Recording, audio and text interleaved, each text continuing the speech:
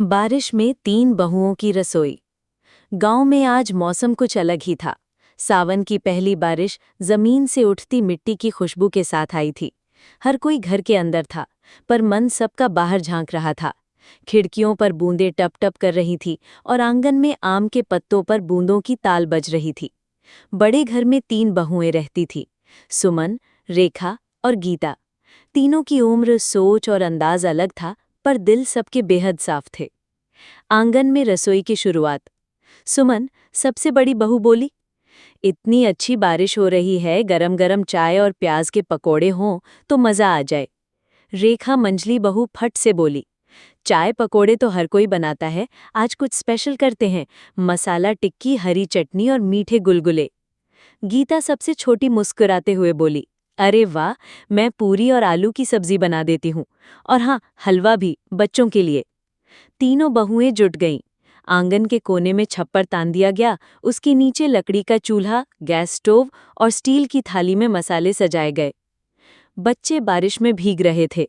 कोई पानी में कागज की नाव चला रहा था, कोई पेड़ के नीचे नाच रहा था। दादी अम्मा बरामदे से सब देख रही थी। उनके चेहरे पर मुस्कान थी। शायद सालों पहले की किसी याद ने दिल को छू लिया था। उन्होंने सोचा, पहले सास बहू के झगड़े होते थे, अब देखो, बहुएं ऐसे साथ बैठी हैं जैसे बहमें हों। खुशबुओं से महका आंगन। सुमन तली हुई हरी मिर्च के साथ पकोड़े निकाल रही थी। रेखा ने हरे धनिये की चटनी पीसी और मसालेदार आलू टिक्की तवे पर सेंक रही थी। गीता गर्मागर्म पूरी बेल रही थी, हलवे से मीठी खुशबू फैल रही थी। बरसात, भाप और हंसी, तीनों मिलकर माहौल को एक त्योहार बना चुके थे। बीच में एक छोटी परेशानी। अचानक बारिश और तेज हो गई। एक कोना टपकने लगा जहां चूल्हा था। सब घबरा गए। सुमन ने तुरंत कहा, गीता, वो बड़ा बर्तन लाओ, पानी रोकने के लिए। रेखा ने फटाफट तिरपाल का एक कोना उठाया और बांध दिया। कुछ ही मिनटों में सब संभाल लिया गया। फिर सब हंसते हुए बोले, अब असली टेस्टिंग का टाइम है। परिवार की एकता। दादी अम्मा, बच्चों और बाबाजी को बुलाया गया। सबने आंगन में दरी बिछाई और खाने की थाली सजी।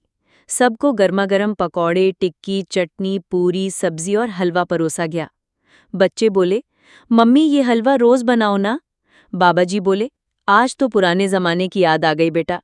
दादी ने मुस्कुराते हुए कहा, माँ का हाथ का खाना तो स्वादिष्ट होता ही है, पर जब तीनों बहुएं साथ बनाएं तो घर मंदिर बन जाता है। अंत में एक यादगार तस्वीर। खाने के बाद तीनों बहुएं, दादी, बाबा और बच्चे, सबने एक साथ फोटो खिंचवाई। बैकग्राउंड में बारिश हो रही थी और चेहरों पर सुकून था। बारिश आई थी भिगाने, लेकिन साथ ले गई प्यार, मिलन और यादें।